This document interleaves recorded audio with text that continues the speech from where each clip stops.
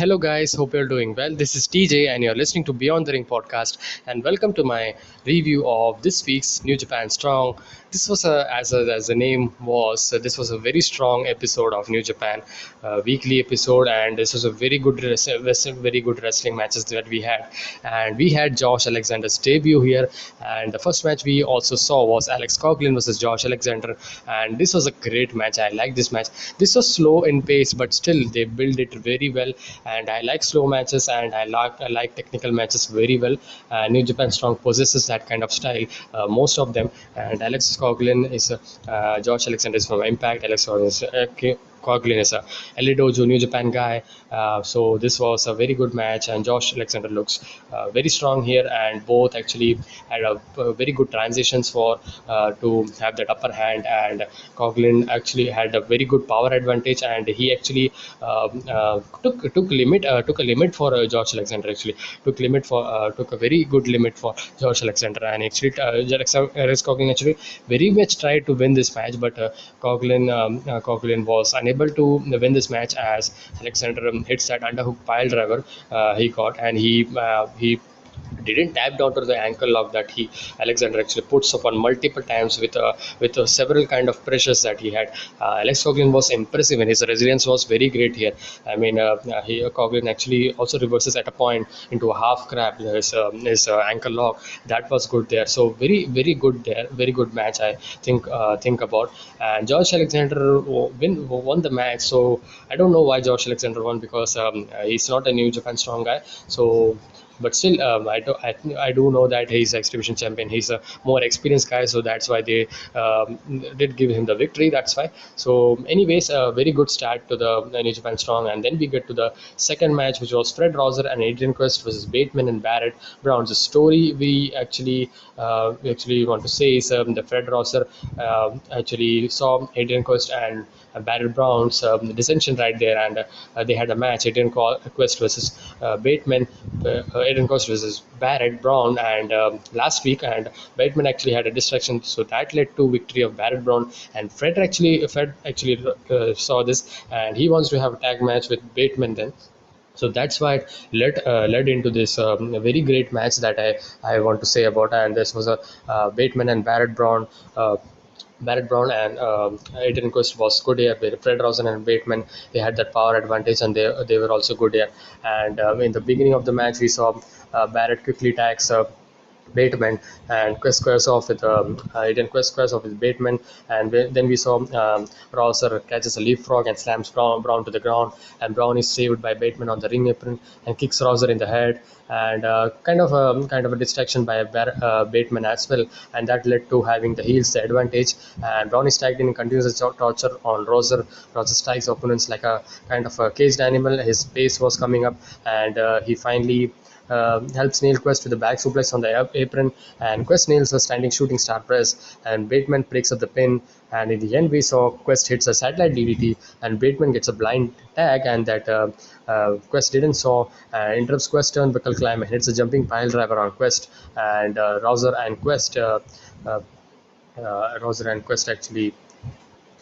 Rosa and Quest was unable to pick up the victory, as Brown and Bateman get the victory. Bateman via hitting the jumping pile driver. So this was a very good tag match as well.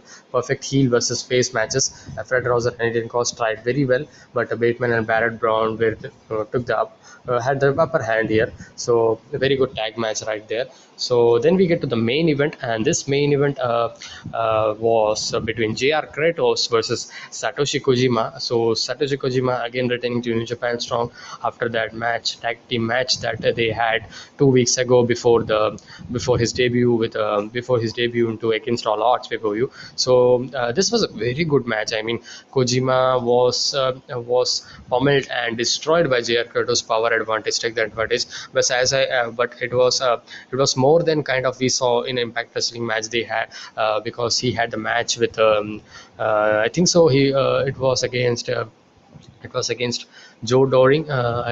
No, not Joe Dory. Oh, it was against, yeah, it was against Rhino, but that was not kind of it, because JR Kratos was more powerful and looked very strength, and he no sells all the moves of JR Kratos. In the end, we saw multiple DDTs, multiple cutters and DDTs, and Satoshi Kojima was not even unable to control this big guy. I mean, it was a very entertaining match, and Kojima finally hits a very impressive snap suplex on the 300-pound and hits. That was great, man. Kojima picking up JR Kratos, this big guy, and he signals for the lariat, and Kratos then breaks it with the knee, and Kojima tries it again and ducks the clothesline of JR Kratos and nails the lariat to end the match. So as I said, this was a short highlight of the match. I said you should see this match, and this was a very good highlight of this show.